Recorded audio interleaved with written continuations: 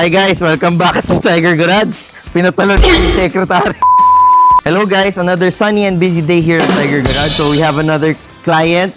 The client came in with this BMW 520D series. Anong pinagawa ni client sa atin? Pinagawa niya is he had his car ceramic coated to protect his paint. So the customer also came in to change us mags and tires. So from 18-inch with the 45 series, we upgraded it to 19 inches with wrapped around with Michelin Sport 5 40 series. So if you guys are interested to changing your mags and tires or having your paint protected, please visit us here at Tiger Garage and let's make it happen. Alright, we just finished installing our CarPlay for this BM. Actually, makikita nyo, nakatago na everything. Wala kang makikitang naka-wire, nakalabas or anything. So, start lang natin yung car. Ayan.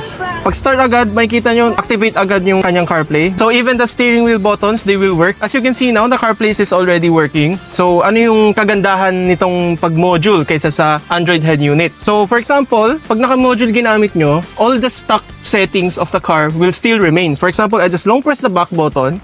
Ayan, bumalik na tayo sa original BMW settings niya. So, kanyang original radio, BM service, vehicle information, lahat nandito. So, hindi siya mawawala. Dinagdag lang natin is yung CarPlay. So, I just long press the button. Mag-activate yung kanyang CarPlay menu. So, andito na lahat ng CarPlay settings. So, pwede ka mag-next ng song, pwede ka pumili ng ibang app. Ayan, ito yung settings niya. Kompleto siya lahat.